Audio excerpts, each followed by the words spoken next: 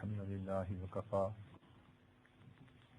وسلام على عباده الذين اصطفى أما بعد أعوذ بالله من الشيطان الرجيم بسم الله الرحمن الرحيم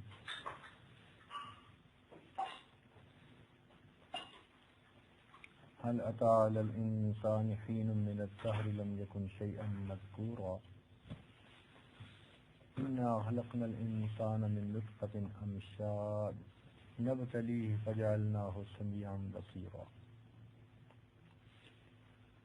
سبحان ربك رب العزة عما يصفون وسلام على المرسلين والحمد لله رب العالمين اللهم صل على سيدنا محمد وعلى آل سيدنا محمد وبارك وسلم اللهم صل على سيدنا محمد وعلى آل سيدنا محمد وبارك وسلم اللهم صل على سيدنا محمد وعلى آل سيدنا محمد وبارك وسلم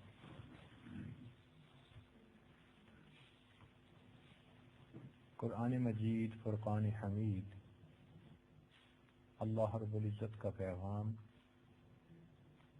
اللہ رب العزت کا کلام،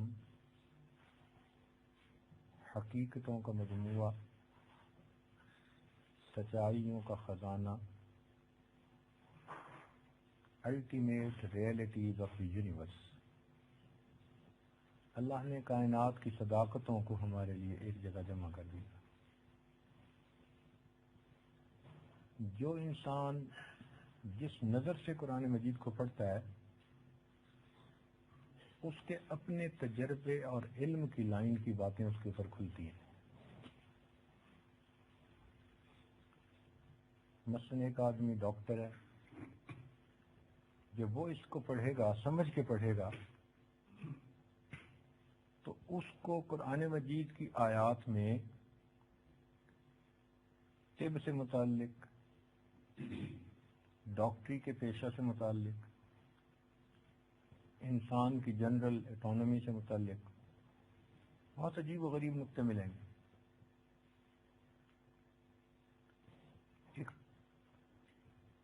ایک فزکس کا ماہر اگر پڑھے گا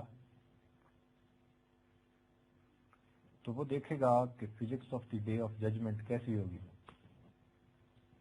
تو اس کو عجیب چیزیں سامنے نظر آئیں گی۔ اگر کوئی قانون دان پڑھے گا تو اسلامی جو قوانین ہیں ان کا عجیب حسن اس کے سامنے کھلے گا۔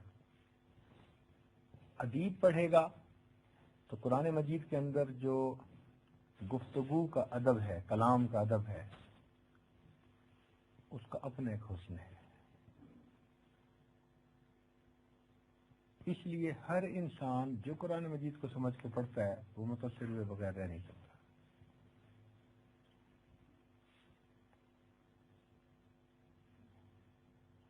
آج کی اس محفل میں یہ عاجز میڈیکل لائن کے بارے میں چند باتیں عرض کرے گا۔ نوجوان بچے ہیں، سارے کے سارے سمجھنے کا پوٹینشیل رکھتے ہیں،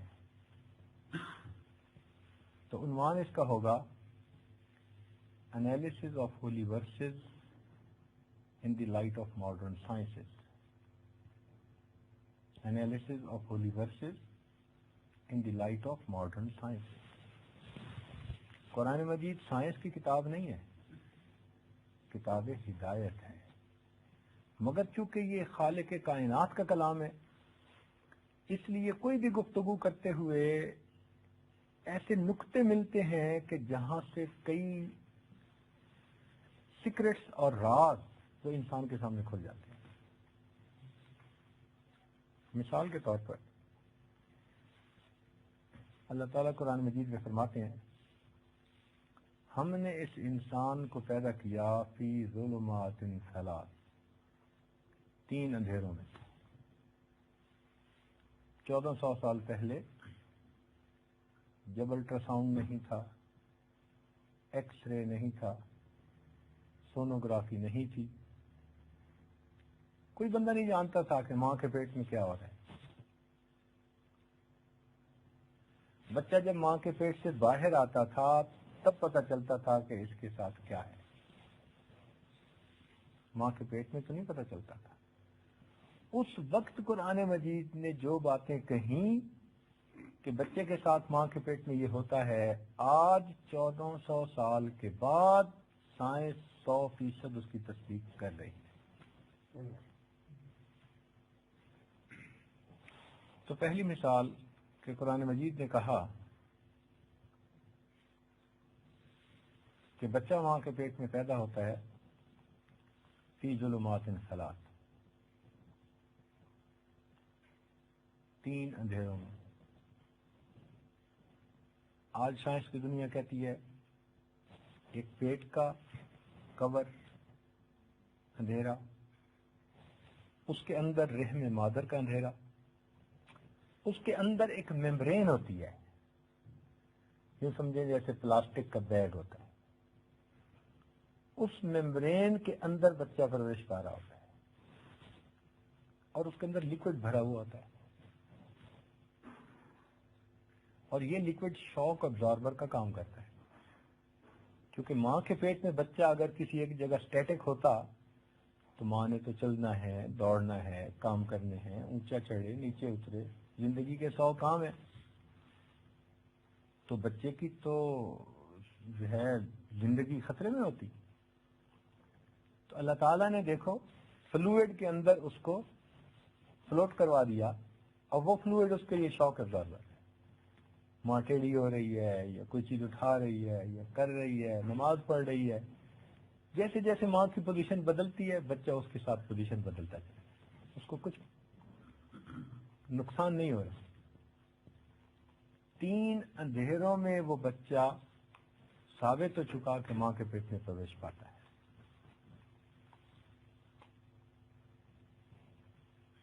قرآن مجید میں اللہ تعالیٰ فرماتے ہیں فَلْيَنظُرِ الْإِنسَانُ مِمَّ خُلِقَ، دیکھ ہے انسان تو کس چیز سے پیدا ہوا. کیونکہ ہماری عقل تھوڑی ہے تو جب کبھی یہ عاجز اس آیت کو پڑھتا بڑا حیران ہوتا کہ انسان تو پیدا ہوا مرد کے جسم سے جو مادہ تولید نکلتا ہے اس کے قطرے سے، مگر قرآن مجید کہہ رہا ہے کہ تم دیکھو کس چیز سے پیدا ہوئے. تو لگتا تھا کہ یہ کس چیز کی طرف انسان کی اٹینشن کو ڈائیورٹ کیا جا رہا ہے. ایک بدبودار قطرہ، یہ تو کلام الہی ہے، اس میں انسان کی توجہ کو کہہ رہے ہیں کہ بھئی تم دیکھو، ذرا غور کرو. فَلْيَنظُرِ الْإِنسَانُ مِمَّ خُلِقَ، دیکھ انسان تو کس چیز سے پیدا ہوا. تو ایک ناپاک بدبودار پانی کا قطرہ اس کی طرف. پھر ذہن میں خیال آیا کہ نہیں، if you want to know the secret go in the detail، تمہیں ذرا اندر جانا پڑے گا. اب ہم نے ذرا اس کے اندر سوچنا شروع کیا تو عجیب بات سامنے آئی کہ میاں بیوی جب ہم بستر ہوتے ہیں اور مرد ایجیکولیٹ کرتا ہے تو اس کے جسم سے جو لیکوڈ نکلتا ہے نا، اس کے اندر 60 ملین سپرم ہوتے ہیں. 60 ملین سپرم ہوتے ہیں، اور ایک سپرم بچے کی پیدائش کے لیے کافی ہوتا ہے. پوٹینسی دیکھو، 60 ملین سپرم، کیا مطلب؟ 6 کروڑ. پورے ملک کی کنواری عورتوں کو پریگننٹ کرنے کے لیے اتنا فلوئڈ کافی ہے. پوٹینسی اتنی ہے، اور اس میں سے ایک سپرم سے بچہ پیدا ہوتا ہے. جب وہ سپرم، ہمیں تو لیکوڈ نظر آتا ہے، لیکن اگر اس کو مائکروسکوپ سے دیکھیں گے نا تو اٹس لیونگ آرگنیزم. وہ جو لیونگ آرگنیزم ہے وہ چھوٹے چھوٹے جراثیم ہوتے ہیں جس کو سپرم کہتے ہیں. آگے ان کی نوک سی بنی ہوتی ہے، اور وہ جیسے ہی انسان کے جسم سے نکلتے ہیں تو عورت کے رحم کے اندر ایک جگہ پر انڈے ہوتے ہیں، ایگز ہوتے ہیں، وہ اس ایگ کی طرف ڈائریکٹ دوڑتے ہیں، اٹریکٹ ہوتے ہیں. اب جاتے ہی وہ ایگ کے اوپر اٹیک کرتے ہیں. ان میں سے جو سپرم پہلے ایگ کے ساتھ بانڈ بنا لیتا ہے، یعنی پینیٹریٹ کر جاتا ہے ایگ کے اندر، اس کے پینیٹریٹ کرتے ہی اس کے رحم کے اندر چارج بدل جاتا ہے تو باقی سپرم پیچھے ہٹ جاتے ہیں. اب آپ اندازہ لگائیے کہ 6 کروڑ سپرم موجود ہیں اور ہزاروں کی تعداد میں ایگ موجود ہیں. سپرم ایگز کی طرف اٹریکٹ ہو رہے ہیں، مگر اللہ کا بنایا ہوا نظام دیکھو کہ جیسے ہی پہلا بانڈ بنتا ہے ایک سپرم کا چارج بدلتا ہے باڈی کا ایسا کہ اس کے بعد باقی سارے کے سارے سپرم انفیکٹو ہو جاتے ہیں. 9 سیکنڈ بعد ایک بچہ پیدا ہو جاتا ہے. اور کبھی بالکل نینو سیکنڈ کے حساب سے 2 سپرم اٹیک کریں تو ٹرین ہو جاتے ہیں. اللہ تو کتنا بڑا ہے کہ ایک انسان کو تو نے اتنی چھوٹی سی چیز سے پیدا کر دی. انسان کا حال دیکھو، بڑے بول بولتا ہے. فرمایا فَلْيَنْظُرِ الْإِنسَانُ مِمَّا خُلِقَ. تکبر کرنے والے، اونچا بولنے والے، اپنے آپ کو کچھ سمجھنے والے، فَلْيَنْظُرِ الْإِنسَانُ مِمَّا خُلِقَ. تو دیکھ تجھے ہم نے پیدا کس چیز سے کیا، اتنے چھوٹے سے قطرے سے. یہ تیری بنیاد ہے. تو واقعی جب اس نظر سے اس کو دیکھا تو تب پتہ چلا کہ واقعی اللہ رب العزت بڑے عظیم ہیں. قرآن مجید میں ایک جگہ تو فرمایا گیا کہ ہم نے انسان کو کھنکتی مٹی سے پیدا کیا. اب ہمیں شروع میں سمجھ نہیں آتی تھی کہ یہ کھنکتی مٹی کا کیا مطلب، پانی ہے؟ لیکن نہیں، آپ دیکھیں کہ انسان کے جسم سے جو پانی نکلتا ہے جب وہ ڈرائی آؤٹ ہو جاتا ہے تو ایسا ہی ہے جیسے کھنکتی مٹی ہوتی ہے. اٹس سم تھنگ سالڈ جو علیحدہ ہو جاتی ہے. اور آج اس کو لوگ کہتے الٹرا وائلٹ جو لائٹ ہے اس سے جو ہے ٹریس کرتے ہیں. اب اگر ریپ کیس ہو نا تو ڈاکٹر لوگ جو ہیں وہ اس کو چیک کرتے ہیں، تو ان کو کیسے پتہ چل جاتا ہے؟ وہ اس کے کپڑوں سے الٹرا وائلٹ ریز اس کے اوپر ڈالتے ہیں. تو انسان کے اس لیکوڈ کے اندر ایک خوبی ہے کہ الٹرا وائلٹ ریز میں وہ گلو کرنا شروع کر دیتا ہے. تو جہاں اس کا ڈراپلیٹ بھی کہیں ہوگا تو وہ فوراً گلو کر کے بتا دے گا کہ یہاں وہ چیز لگی ہوئی. تو ڈاکٹروں کو پتہ چل جاتا ہے. اب دیکھیے وہی چیز ایک نظر سے دیکھیں تو پانی ہے، اور ایک طرف سے دیکھیں تو جب خشک ہوتا ہے تو وہ کھنکتی مٹی ہے. پروردگار کہتے ہیں انسان ہم نے تمہیں من طین لازب، کھنکتی ہوئی مٹی سے پیدا کر دیا. یہ انسان کی بنیاد ہے. یہ ماں کے پیٹ میں انسان کی بنیاد پڑتی ہے. مزے کی بات اس میں ایک اور یہ ہے کہ اللہ تعالیٰ فرماتے ہیں اے انسان ہم نے تمہیں فَجَعَلْنَاهُ سَمِيعًا بَصِيرًا، ہم نے اسے سمیع اور بصیر بنایا. سمیع اور بصیر کا کیا مطلب؟ سننے والا، دیکھنے والا بنایا. کہیں بھی قرآن پاک میں بصیر پہلے اور سمیع بعد میں ایسا نہیں ہے. سمیعًا بصیرا، سمیع پہلے اور بصیر بعد. اور آج سائنس کی دنیا کہہ رہی ہے کہ بچہ جب ماں کے پیٹ میں پیدا ہوتا ہے سب سے پہلا آرگن جو اس کی باڈی میں کمپلیٹ ہوتا ہے وہ اس کے کان ہوتے ہیں، اس کے بعد آنکھیں بنتی ہیں. قرآن نے جو کہہ دیا فَجَعَلْنَاهُ سَمِيعًا، بس ہم نے پہلے سمیع بنایا پھر کیا بنایا؟ کان کیوں سب سے پہلے بنتے ہیں بھائی؟ After all, there should be a reason for that. اس کی ایک میڈیکل ریزن. آپ دیکھیں کہ اس وقت مجھے پورا پتہ ہے کہ میرا سر سیدھا ہے. وائی؟ میں اپنے سر کو دیکھ تو نہیں رہا. پھر مجھے کیسے یقین ہے کہ میرا سر سیدھا ہے، ٹیڑھا نہیں ہے؟ وہ اس لیے کہ انسان کے کان کے اندر کینال ہوتی ہیں اور ان کینال کے اندر ایک فلوئڈ ہوتا ہے. وہ فلوئڈ جب سر سیدھا ہوتا ہے تو بیلنس کرتا ہے اور اس کے بیلنس کا سگنل انسان کے دماغ کو جاتا ہے. انسان کا دماغ ڈیسائیڈ کرتا ہے کہ میرا سر سیدھا ہے یا میرا سر ٹیڑھا. کیونکہ اس کے اوپر باڈی کا بیلنس قائم ہونا تھا، اس لیے پروردگار نے باڈی میں سب سے پہلے کان بنا دیا. 1400 سال پہلے کس کو پتا تھا؟ فرمایا فجعلناہ سمیعا بصیرا، ہم نے اسے سمیع بھی بنا دیا، بصیر بھی بنا دیا. آج سائنسدان اس بات پہ حیران ہیں کہ 1400 سال پہلے کہی ہوئی بات آج کیسے صحیح ثابت ہو رہی ہے. اللہ اکبر کبیرہ.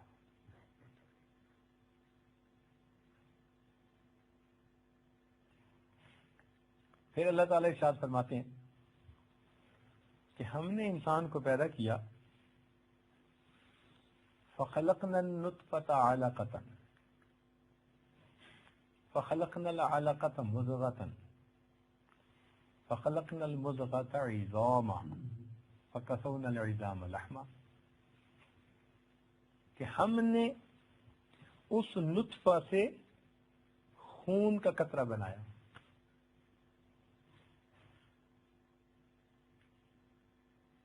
اور خون کے قطرے سے ہم نے گوشت کا لوتھڑا بنایا، ایمبریو جسے کہتے ہیں.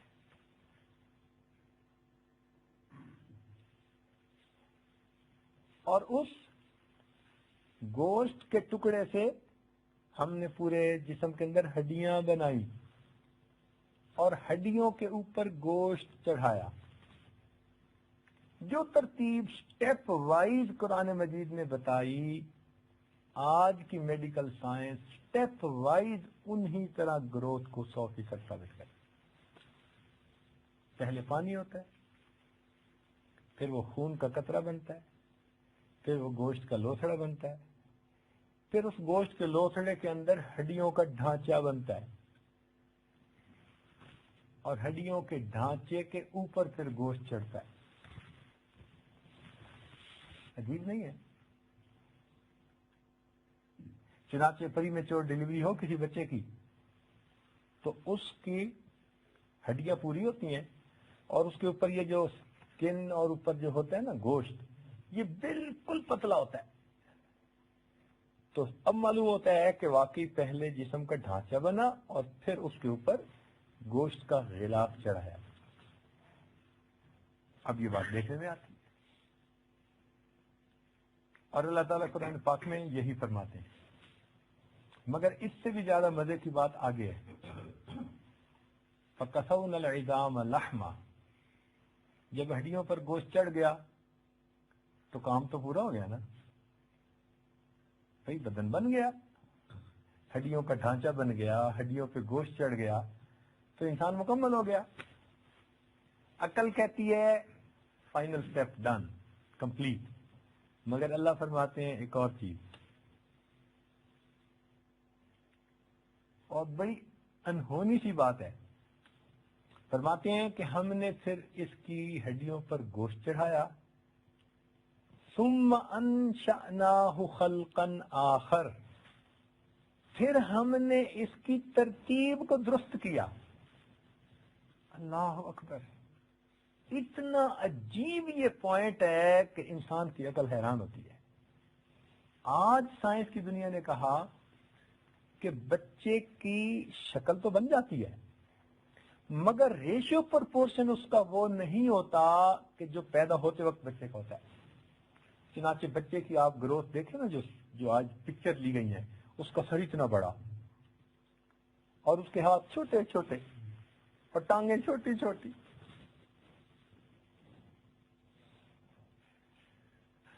بچہ بن چکا ہے مگر بچے کا تناسب ٹھیک نہیں ہے، ریشیو پرپورشن ابھی ٹھیک نہیں ہے.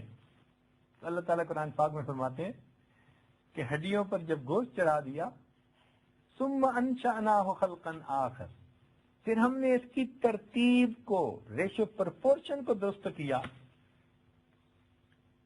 ثم انشأناه خلقا آخر فتبارک اللہ احسن الخالقین. کتنی برکت والا ہے وہ اللہ جس نے اتنے خوبصورت انسان کو پیدا کر دیا. واہ میرے مولا. تو کتنا عظیم کہ بچہ بن جاتا ہے، اس کے بعد اس کے ہاتھ پاؤں ایک ڈفرینٹ ریٹ سے بڑھنا شروع ہو جاتے ہیں، جسم کے اعضاء اور مختلف ریٹ سے بڑھنا شروع ہو جاتے ہیں. تو پھر اس کی ریشو پروموشن ٹھیک ہو جاتی ہے. اب وہ ڈیلیوری کے لیے تیار. 1400 سال پہلے جو ڈسکرپشن دی گئی 100% آج وہی چیز سائنس ثابت کر رہی. فتبارک اللہ احسن الخالقین. بس برکت والا ہے وہ اللہ جو کتنے خوبصورت انسان کو پیدا کرتا ہے. اچھا، جب بچہ ماں کے پیٹ میں تیار ہوتا ہے نا، تو انسان کا سسٹم آٹومیٹک اس کو ڈیلیوری کے لیے تیار کر دیتا ہے. مزے کی بات، اگر بچہ تیار اللہ تعالیٰ کر دیتے اور کہتے کہ نکالنا خود، تو ہم تو کئی کچے نکال بیٹھتے اور کئی پکے بھی پڑے رہتے.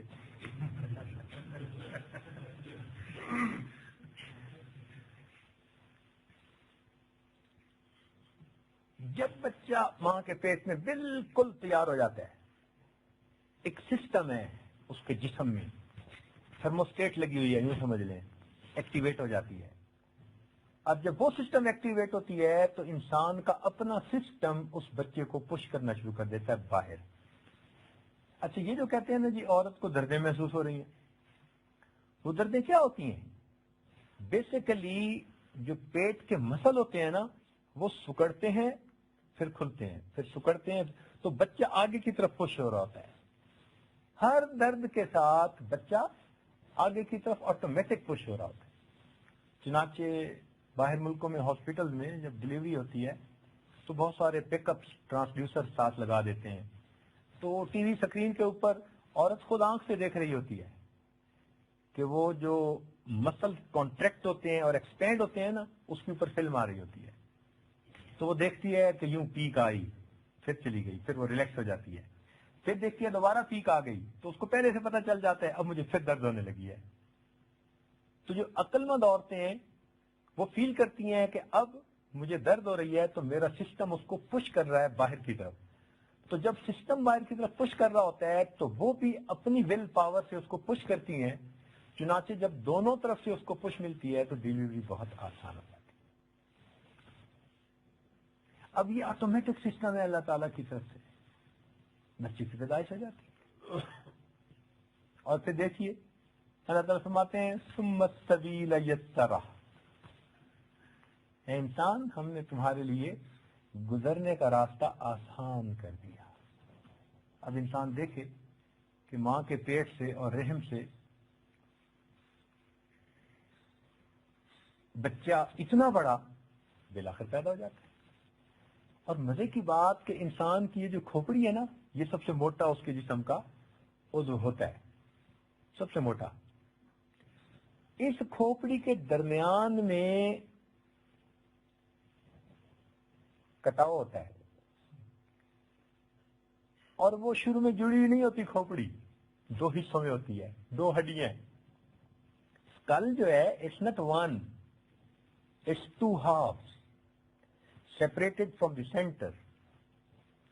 وہ کس لیے کہ سر نے جب باہر نکلنا ہے تو ممکن ہے کہ راستہ اتنا کھلا نہ ہو، تنگ ہو، فرسٹ ڈلیوری ہو بچی کی، تو اس وقت اس کا سر جو ہوتا ہے نا وہ کنٹریکٹ ہوتا ہے، آپس میں ملتا ہے، تو ہڈیاں جو ہوتی ہیں وہ اوور لیپ کر جاتی ہیں.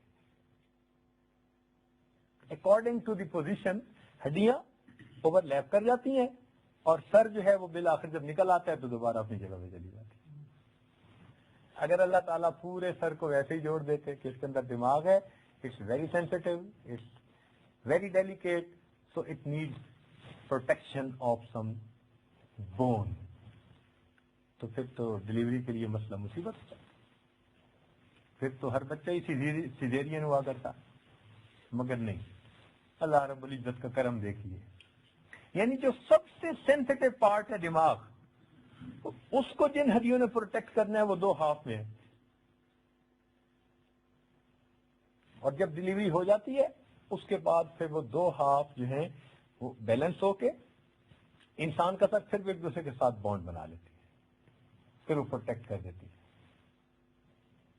اللہ تعالیٰ کا ہی کرم ہے نا کہ جس کی وجہ سے بچہ اتنے آسانی کے ساتھ ماں کے پیٹ سے آ جاتا ہے۔ اللہ تعالیٰ فرماتے ہیں کہ دیکھ انسان، ہم نے تمہیں پیدا کیا اور تمہارے لیے ہم نے نکلنے کا راستہ کتنا آسان بنا دیا۔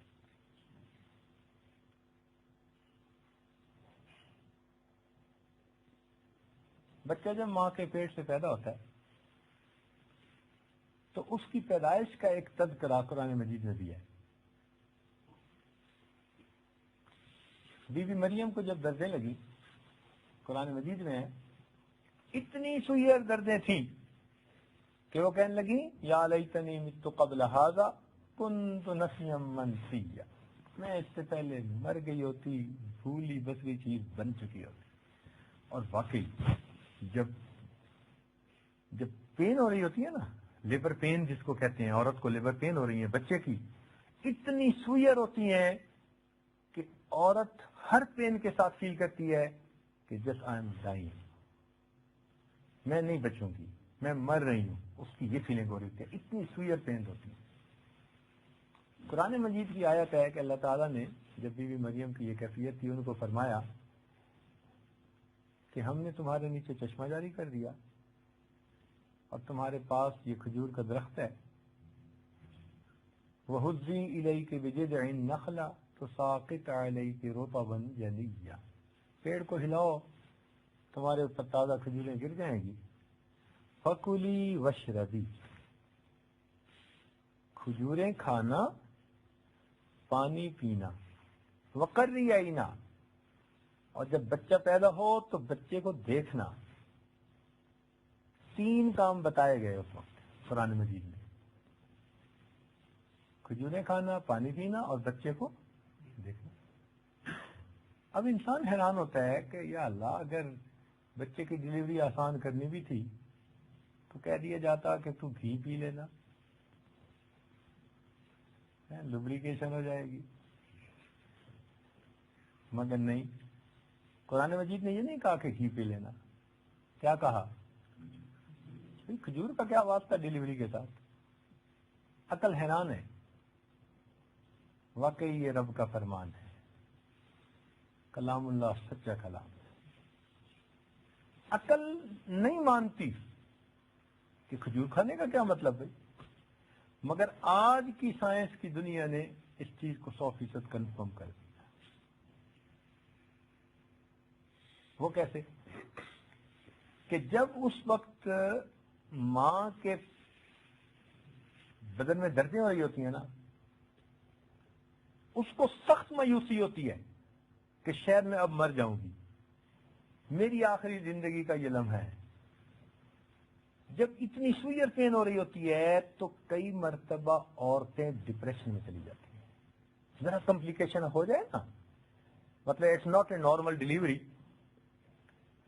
لیڈی ڈاکٹر بھی موجود ہے بٹ وہ نارمل ڈلیوری نہیں ہو رہی، تو عورت اس وقت فیل کرتی ہے کہ او آئی ول ایکسپائر، آئی ول ڈائی، تو کیا ہوتا ہے، وہ ڈپریشن میں چلی جاتی ہے۔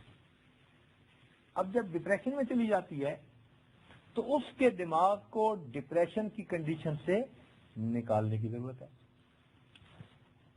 تو جناب انسان کا برین جب ڈپریشن میں چلا جائے تو اس کو فوڈ کی ضرورت ہوتی ہے، اور آج سائنس کی دنیا ثابت کر رہی ہے کہ ایک پروٹینز ہوتی ہیں، ایک فیٹس ہوتی ہیں اور ایک کاربوہائیڈریٹس ہوتے ہیں۔ انسان کا دماغ نہ پروٹین کھاتا ہے نہ فیٹس کھاتا ہے، انسان کا دماغ فقط شوگر استعمال کرتا ہے، کاربوہائیڈریٹ۔ تو دماغ کی غذا کیا چیز ہے؟ شوگر ہے، اور کھجور جب کھائے گی اور اس کے باڈی میں شوگر جائے گی تو پھر وہ میکسیمم شیئر کس کو ملے گا؟ جو ڈپریشن میں جا چکا ہے۔ تو جب جیسے ہی شوگر ملی اور فوڈ ملا تو دماغ ڈپریشن کی کنڈیشن سے باہر نکلے گا، تو ڈلیوری آٹومیٹک ہو جائے گی۔ تو آج سائنس ثابت کر رہی ہے کہ عین اس وقت میں عورت کو میٹھی چیز کھلانا اس کے بچے کی ڈلیوری کے لیے بہترین، اور یہ 1400 سال پہلے کہا گیا۔ کسی کی عقل کی بات ہوتی تو اس کو کہنا چاہیے تھا مکھن کھاؤ۔ واہ میرے مولا، تیرا کلام کتنا عظیم ہے، حیران ہوتے۔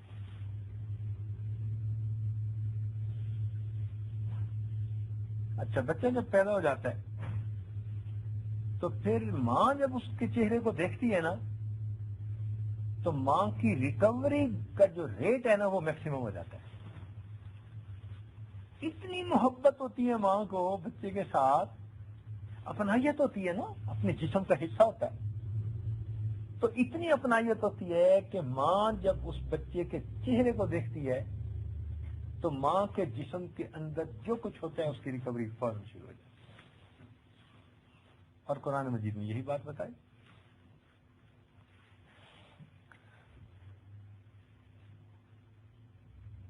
اچھا، اس میں ایک علمی نقطہ اور آپ کو بتائیں، پھر بات مکمل کر دیتے ہیں، آپ یہ نہ سمجھنا کہ ایک تقریر شروع کر دیں۔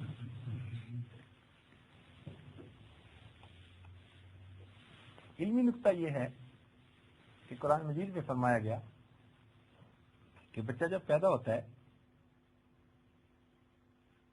تو اس کو ماں دودھ پلائے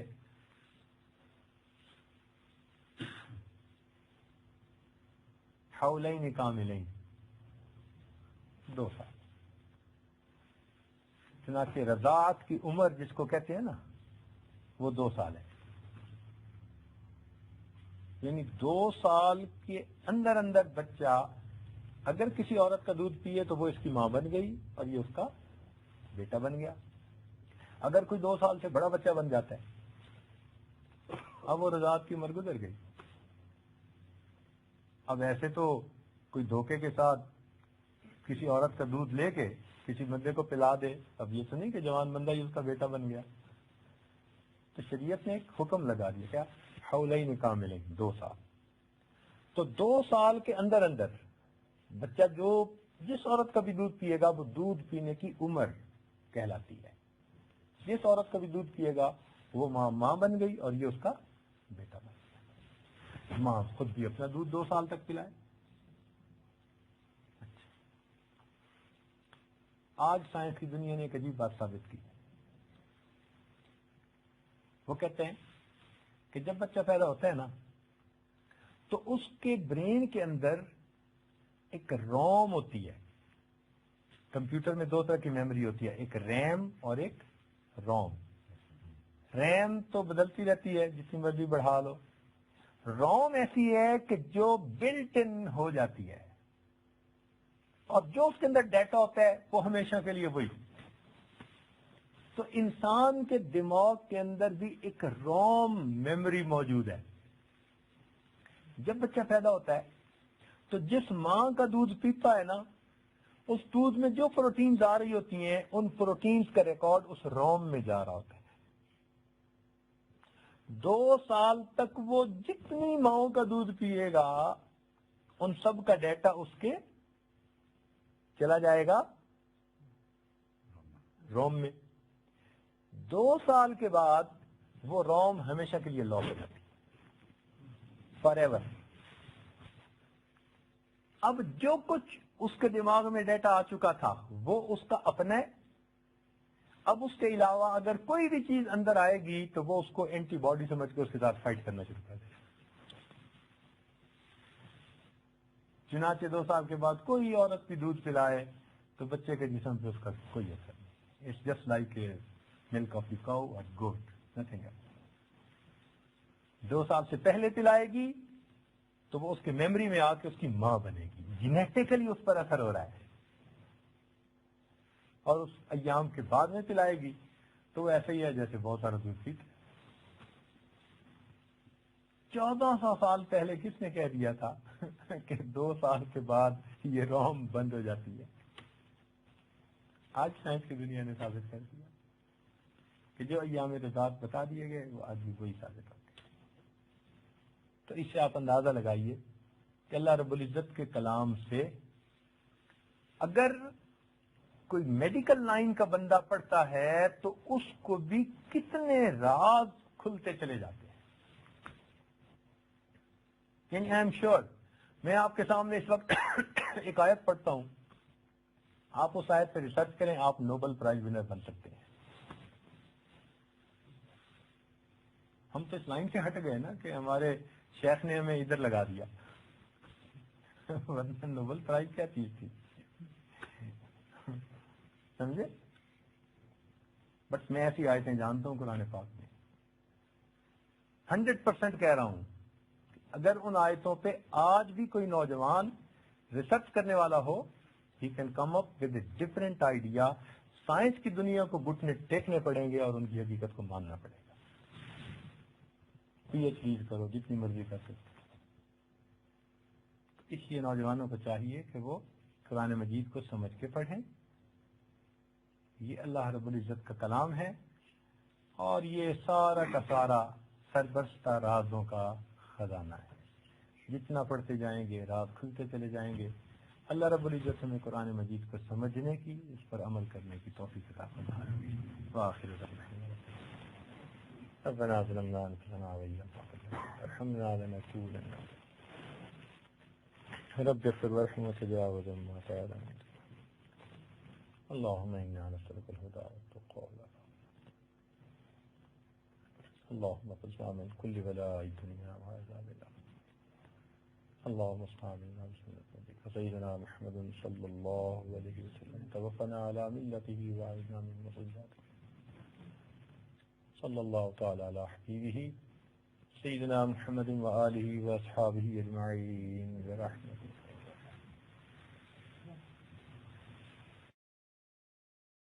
الذي اصطفى. أما بعد أعوذ بالله من الشيطان الرجيم. بسم الله الرحمن الرحيم. إن في خلق السماوات والأرض واختلاف الليل والنهار لآيات لأولي الألباب. سبحان ربك رب العزة عما يصفون وسلام على المرسلين والحمد لله رب العالمين. اللهم صل على سيدنا محمد وعلى آل سيدنا محمد وبارك وسلم. اللهم صل على سيدنا محمد وعلى آل سيدنا محمد وبارك وسلم. اللهم صل على سيدنا محمد وعلى آل سيدنا محمد وبارك وسلم. إن في خلق السماوات والأرض. Indeed, in the creation of earth and sky, in the rotation of the day and night, there are symptoms for those people who are intellectual.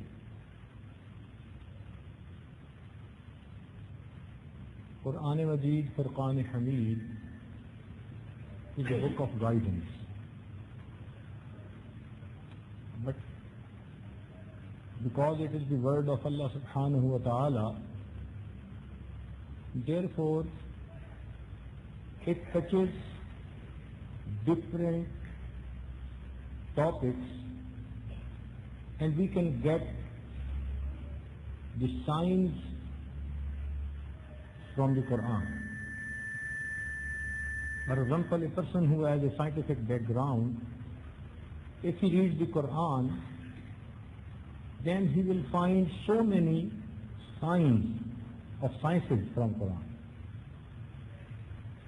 And then he becomes surprised that 1,400 years ago, all these texts have been told by Hazrat Muhammad sallallahu alaihi wasallam, when there was no base of science. 1,400 years ago, even the wheel was not fabricated, even the dynamo was not made, even the paper was not made. At that time, if Quran tells us about something which is proved in the scientific age by the science, confirmed by the science. So really, it is a big player for a Muslim. That Quran Majid, Furqan Hamid is the word of Allah subhanahu wa ta'ala. All the verses of Quran, these are the truths, real truths. These are the ultimate realities of the universe. So many years ago, when people were not in the scientific age, then the kuffar used to make objections on the Islamic teachings. Let me quote you a simple example to just get started to understand what I want to say. Rasulullah sallallahu alaihi wasallam told in one of the ahadith that the bad person is punished in the grave, but the noise of punishment is heard by the animals and the other creation, but not by the human being. Human beings, they cannot hear it. The rest of the creation, they can. Now when they used to read this, they used to make objection. How it is possible? If the animals can listen it, why the human beings cannot listen it? So at that time, it was really difficult to make them understand why there is a difference. Now, in the scientific age, science has investigated the truth. For every human being, there is a band of frequency in which he can hear.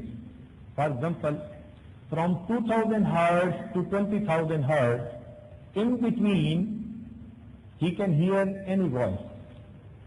But if the voices of the frequency below 2000 are higher than 20,000, he cannot hear it.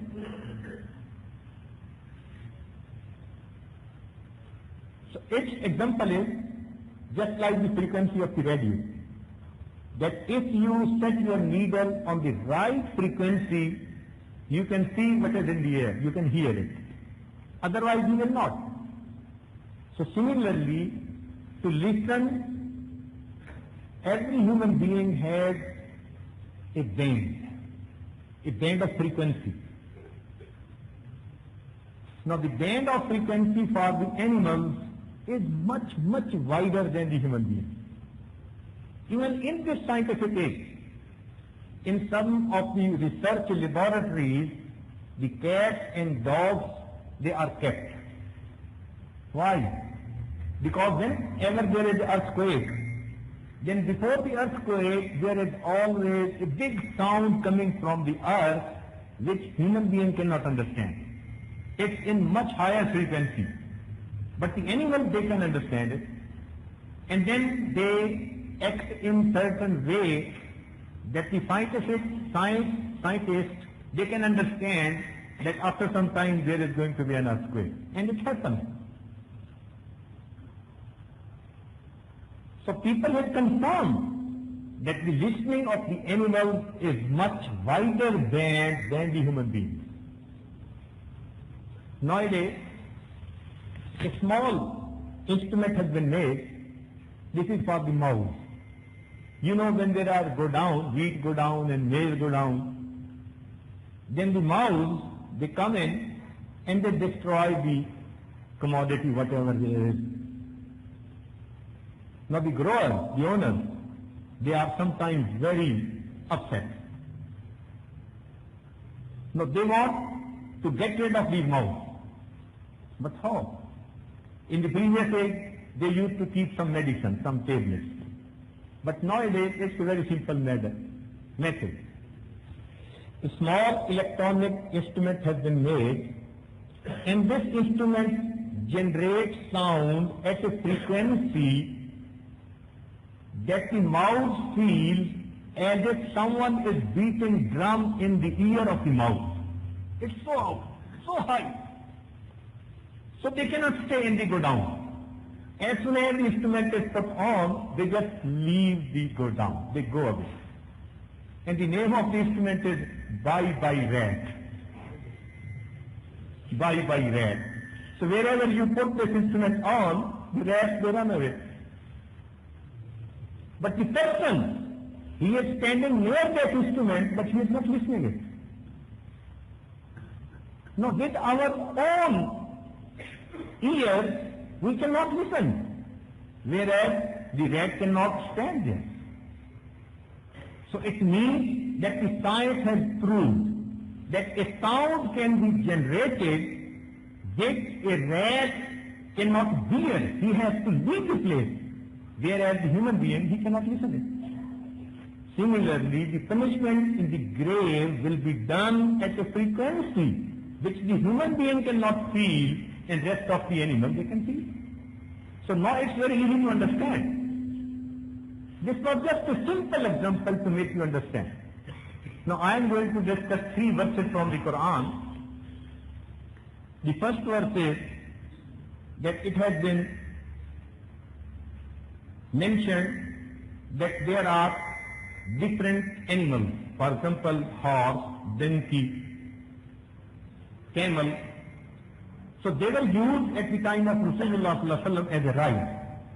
People used to ride them, and these were the common rides at that time. Now at that time, if someone used to think that in coming future, what rides will be, so he could have thought about some other animal, which will be similar to the camel or to the horse, anyone similar to the existing one. So Quran discusses that these are for your ride, وَالْخَيْلَ وَالْبِغَالَ وَالْحَمِيرَ لِتَرْكَبُوهَا وَزِينَةً. You keep them, and then you ride them. وَيَخْلُقُ مَا لَا تَعْلَمُونَ.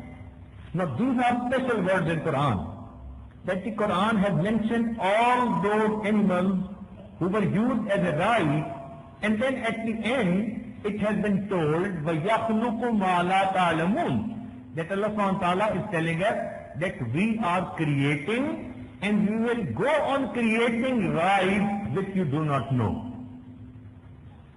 So 1,400 years ago it is being mentioned that we are creating, and we will go on creating the rides for you which you do not know. And at this time, now you can see that the time of camels and horses has gone away. Now we ride on the car, on the buses, 4-wheel drive. So sophisticated, so comfortably made, and we can have our journey with comfort. And then aeroplanes. You have the flight from this place, and within next 20-25 hours you can be on the other end of the world. The ride going with such a speed. And now even the scientists, they want to go ahead of that. They want to make space buses. Why? Because the airplane, it can fly with the speed of 800 miles per hour. If it goes at a higher speed, then the friction of air is so much that the temperature of the body can go very high, raise very high. So there is a limitation. So they cannot go beyond that. Then what to be done? People want to travel even faster than that.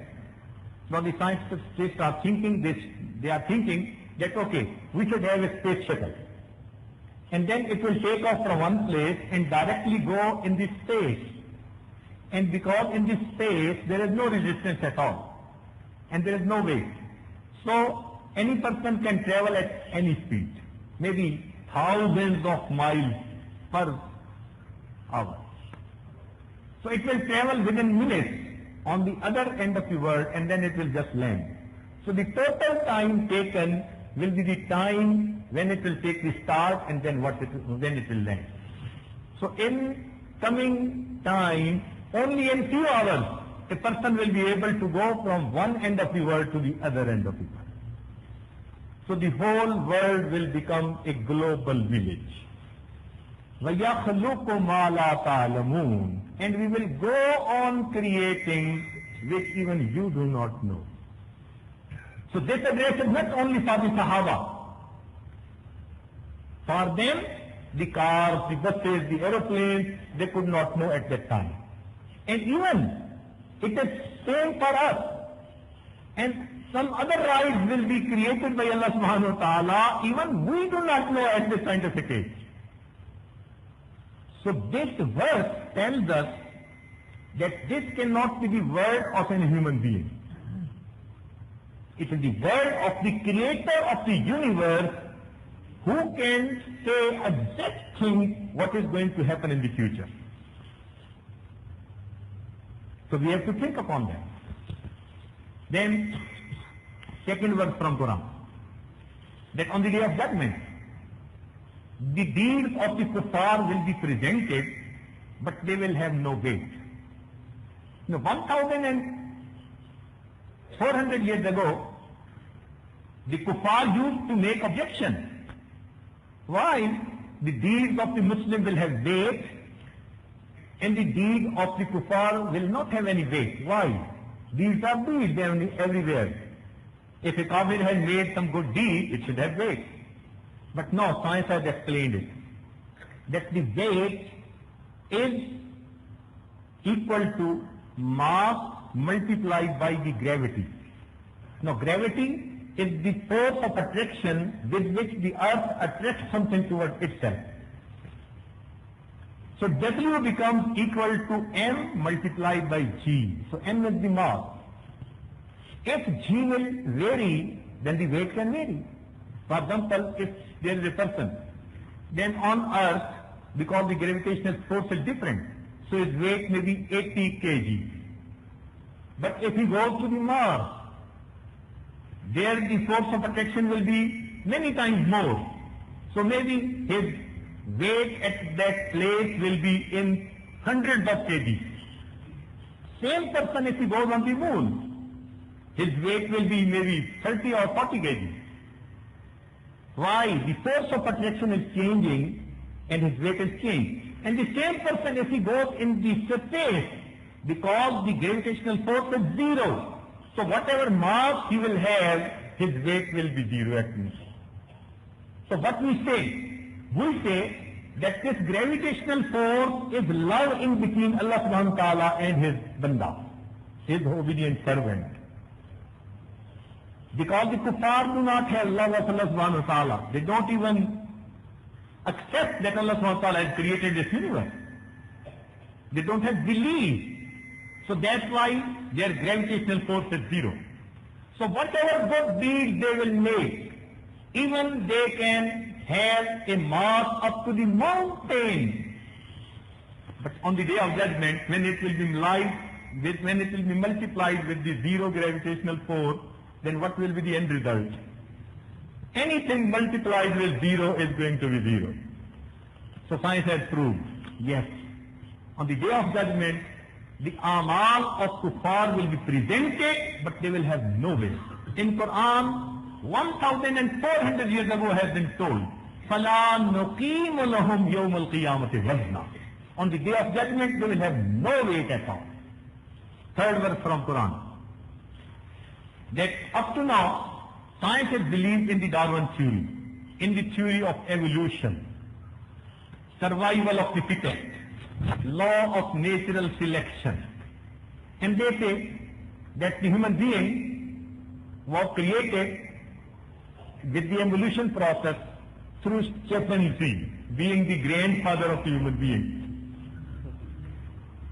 But this was believed by the scientists. What Muslims believe, we believe that Allah subhanahu wa ta'ala has directly created us. And now the genetic engineering, it has now opened the secret. Why? Because if you go by the Darwin theory, then it means there were billions and billions of species on the earth, and then slowly with the passage of time, they were changed from one form to the other form, until there are no millions of people, human beings in the earth. But no, science tells us that the creation process was created by one person. And who was that? Cannot be a woman. Whereas, if we think, we feel that the birth of human being should be started from the mother. This is what our brain tells us. But science tells us no. It was not a woman. It was a man who was the first one to be created. And from that man, woman was created. Genetic engineering has proved it. A male person has chromosome and the woman has chromosome. No, the chromosome of the male, they are XY. The chromosome of the woman, they are XX. Now, from XX, XY cannot be created. Impossible. If there was not any woman in the face of earth, in the first place, male could never be created from the woman, because the chromosome with the woman is only XX. But the man has XY chromosome. It means a male was on the first place, and from XY, then the woman was created, and she had XX. Now, from these two, when they mated with each other, then Allah subhanahu wa ta'ala created the male and the female, and there are hundreds and thousands of human beings on the face of the earth. 1,400 years ago. What is the verse of Quran? Just listen and go to your home and see what are the meanings of that verse, and then think upon it. Allah subhanahu wa ta'ala is telling us, Ya ayyuhan nasu ittaqu rabbakum alladhi khalaqakum min nafsin wahida, who created you from one person. Wa khalaqa minha zawjaha, and he created his mate from him. Subhanallah. Wa bassa minhuma rijalan kathiran wa nisaa. And then from these two, then he created so many human beings, and they separated on the face of this earth. Subhanallah. Really, Quran is the word of Allah subhanahu wa ta'ala. May Allah subhanahu wa ta'ala give us the tawfiq to read the Quran with concentration and then try to understand the word of Allah subhanahu wa ta'ala. Wa akhiru da'wana and alhamdulillahi rabbil alamin.